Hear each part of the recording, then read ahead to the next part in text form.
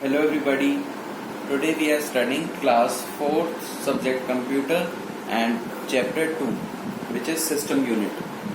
इस चैप्टर में basically CPU की बात की गई है. सिस्टम यूनिट बताया गया है कि ये एक बॉक्स की तरह है, जैसे या तो मॉनिटर के पास रखा जाता है या फिर मॉनिटर के नीचे भी रखा जा सकता है. तो ये बेसिकली है सीपीयू ही. तो अब हम ये देखेंगे कि सीपीयू के अंदर क्या क्या होता है जो कि एक कंप्यूटर को रन करने के लिए इम्पोर्टेंट होता है. So first is CPU. आपको लगता होगा कि ये जो पूरा डब्बा है इसको सीपीयू कहा जाता है. एक्चुअली ऐसा नहीं है. सीपीयू इसके अंदर होने वाला ये वाला पार्ट है जो आप देख रहे हैं. सीपीयू इसको तो कहा जाता है सिस्टम यूनिट, और ये होता है CPU, RAM, hard disk, motherboard, CD Rome and floppy disk से कंस्टिट्यूट. मतलब ये सारी चीजें मिलके एक सिस्टम यूनिट बनाती हैं. हर एक चीज का अलग अलग अपना सिग्निफिकेंस है कि कौन कौन चीज किसके लिए इम्पोर्टेंट है. तो जैसे जो अदर डिवाइसेस होते हैं जैसे keyboard, mouse, monitor, speaker are attach to the system unit externally. मतलब आप जो भी माउस, सीपीयू वगैरह कनेक्ट करते हैं वो सिस्टम यूनिट से करते हैं. ये जो बड़ा सा ब्लैक बॉक्स है ये सीपीयू सिस्टम यूनिट है. इसके अंदर एक डिस्क टाइप की शेप का होता है, उसे कहते हैं सीपीयू. सबसे पहले हम बात करेंगे मदरबोर्ड की. There is a large board inside the system unit. It is called the motherboard. It is also known as the main board. ये ही एकमात्र ऐसी चीज है जो इसको चलाने के लिए बहुत ज्यादा इंपॉर्टेंट है. अगर ये ना हो तो कंप्यूटर नहीं चल पाएगा. मेन बोर्ड इसलिए कहा जाता है क्योंकि ये मेन है, और मदरबोर्ड, मदर मतलब मेन ही होता है, तो main board. It has a chip which is known as microprocessor. इसके अंदर एक चिप पाई जाती है जिसे कहा जाता है microprocessor, and also called as the processor or central processing unit.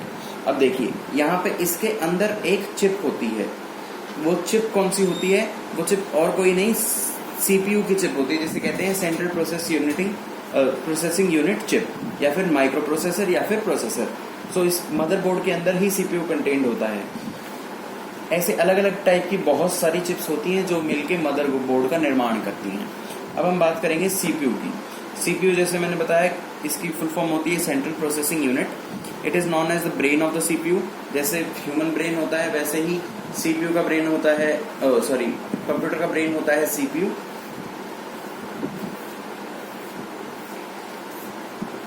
ये जो हर एक पार्ट होता है सीपीयू का वो हमारे ब्रेन की तरह होता है. जैसे हमारी बॉडी के अलग अलग पार्ट्स हैं, ब्रेन के अलग अलग पार्ट्स हैं, ऐसे ही इसके अंदर बहुत सारे पार्ट्स हैं जिसको मिलके एक कंप्यूटर चल पाता है. CPU processes the data entered by the user to give the desired output. मतलब जो भी हम बाहर से इनपुट देते हैं वो आउटपुट डिजायर्ड हमें क्यों मिल पाता है? वो सीपीयू की वजह से मिल पाता है, क्योंकि अंदर ही प्रोसेस होता है और बाहर आउटपुट मिल पाता है. All devices connected to the computer first communicate with the CPU to processing. जैसे कि हमारे जो आसपास की चीजें हैं उनके बारे में हमें पहले ब्रेन के पास पहुंचाना होता है, उसके बाद ही हम कुछ एक्शन ले पाते हैं. ऐसे ही यहाँ पे जो भी हम इनपुट देते हैं या फिर जो भी कनेक्टेड होता है वो सबसे पहले सीपीयू जो कि कंप्यूटर का ब्रेन है उसके पास जाता है और फिर वो बाहर निकल के आ पाता है. अब हम बात करेंगे पार्ट्स ऑफ सीपीयू. सीपीयू के भी बहुत सारे पार्ट्स होते हैं. So mainly there are two parts of CPU which work together to perform different tasks in computer system, namely पहला है ALU और दूसरा है CU. पहला होता है अर्थमेटिक लॉजिक यूनिट. अर्थमेटिक का मतलब मेनली मैथमेटिक्स से रिलेटेड होता है. सो ALU ज्यादातर कैलकुलेशन से डील करता है और कंट्रोल यूनिट कैलकुलेशन के अलावा बाकी सब चीजों से. नाउ अब हम बात करेंगे CPU कैसे वर्क करता है एक डायग्राम के द्वारा जो कि सामने दिया गया है. एक फ्लो चार्ट है. इसके अंदर क्या होता है कि कंट्रोल यूनिट जो है सबसे पहले आता है इनपुट डिवाइस. इनपुट डिवाइस ये सारी चीजें जो इसका बेस होता है वो होता है मेमोरी. मेमोरी कैसे होता है कि मेमोरी से ही हम आउटपुट पाते हैं. ठीक है, जो भी स्टोर होता है इसके अंदर वो भी मेमोरी के द्वारा होता है, और जो भी कंट्रोल यूनिट और ALU यूनिट जो मैंने बताया था 2 यूनिट होती हैं, ये भी मेमोरी के द्वारा होती हैं. कंट्रोल यूनिट मेमोरी के अंदर हमें डेटा को पहुंचाती है और कैलकुलेट होके ALU के द्वारा हमें बाहर मिलता है. So this was a flow chart जो कि थोड़ा सा डिफिकल्ट है बट आप समझ जाएंगे एरोज को देख के. Control unit directs and coordinates most of the instruction in the computer. ये क्या करता है?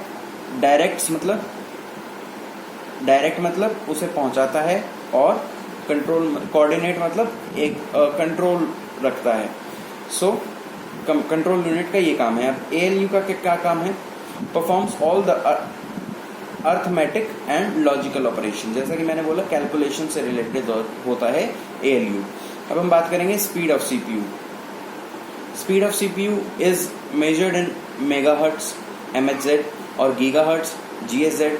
The speed of CPU depends upon the speed of the processor. Processor की स्पीड पे डिपेंड करता है कि हमारा कंप्यूटर कितना तेज है। जो आपने सुना होगा कि नॉर्मली हम रैम की बात करते हैं, जितनी ज्यादा रैम उतनी ज्यादा स्पीड। तो अब हम आ जाते हैं रैम पे।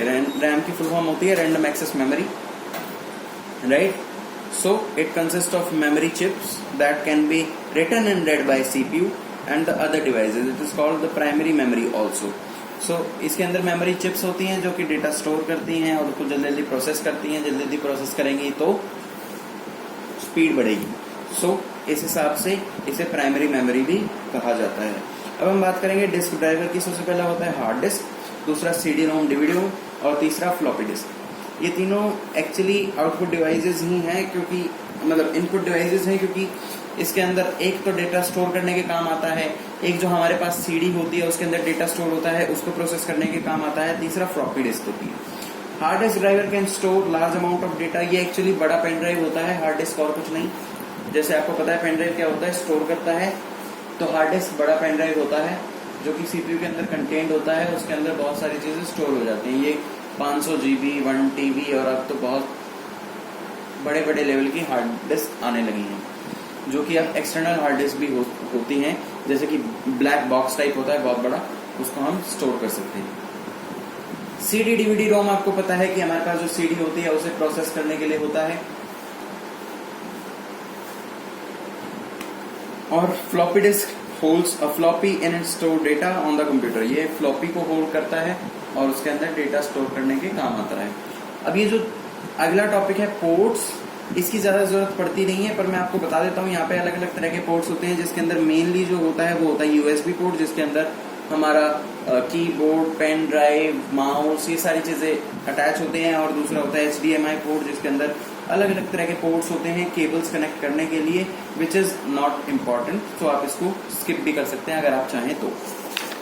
सो this was our chapter of class 4th which was talking about the system unit which contained many parts like CPU, RAM, hard disk, etc. So अगर आपको कोई दिक्कत हो, परेशानी हो तो उसे कमेंट बॉक्स में जरूर लिखें, आपकी प्रॉब्लम्स को डील किया जाएगा। Thank you so much and have a nice day.